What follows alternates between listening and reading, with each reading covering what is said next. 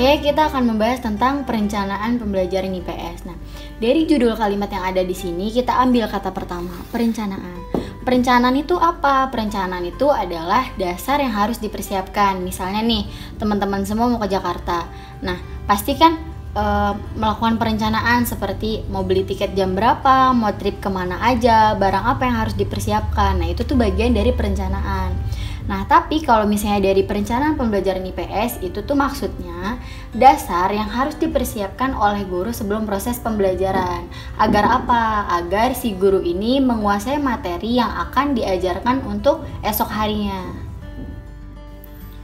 Setelah kita membahas definisi perencanaan pembelajaran IPS, kita masuk ke komponennya. Komponennya ada apa aja? Ada tujuan, materi, metode, dan evaluasi. Oke, kita bahas satu persatu. Yang pertama ada tujuan.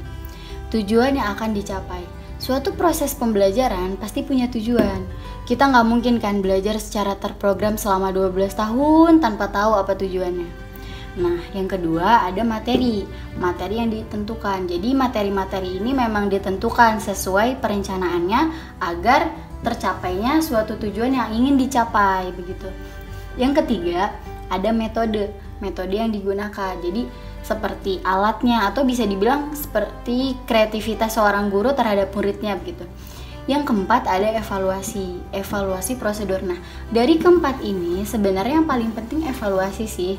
Karena kayak misalnya kita udah melakukan suatu metode kayak kayaknya ini tuh metodenya kurang efektif deh. Akhirnya yang itu dibuang atau diganti dengan sesuatu yang lebih baik. Begitu. Setelah kita membahas definisi dan komponen, kita masuk ke tujuan. Nah, tujuan ini adalah salah satu cabang dari komponen yang tadi ya.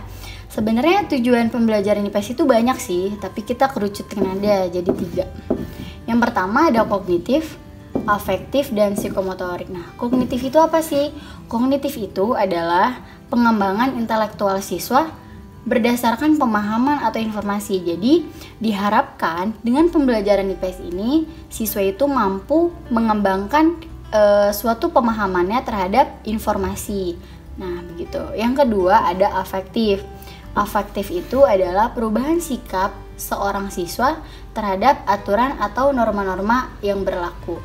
Yang ketiga ada psikomotorik. Nah, kalau psikomotorik ini adalah alat yang digunakan maupun potensi otak untuk memecahkan suatu masalah tertentu. Nah, jadi tujuan ini tuh emang sangat penting agar tercapainya suatu pembelajaran yang sempurna. Terakhir, kita akan membahas tentang fungsi perencanaan pembelajaran IPS. Nah, tapi sebelum itu kita bahas dulu deh karakteristik dari perencanaan pembelajaran itu. Ternyata perencanaan pembelajaran itu adalah suatu hasil pemikiran loh, karena kan gak mungkin ya suatu perencanaan tiba-tiba ada. Tapi memang suatu perencanaan pembelajaran itu berkat pertimbangan dari segala aspek. Nah, yang kedua, perencanaan pembelajaran itu disusun untuk mengubah perilaku siswa sesuai tujuan yang ingin dicapai. Kalau misalnya bisa disangkutin sama yang tadi, berarti ini tuh afektifnya gitu. Nah, yang ketiga adalah rangkaian. Jadi, perencanaan pembelajaran itu berisi rangkaian kegiatan yang harus dilaksanakan. Oke, sekarang kita masuk ke fungsinya.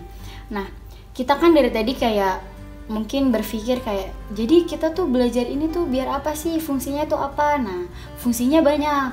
Ada kreatif, inovatif, selektif, komunikatif, produktif, akurasi, dan sebenarnya ini masih banyak lagi. Ya, begitu teman-teman.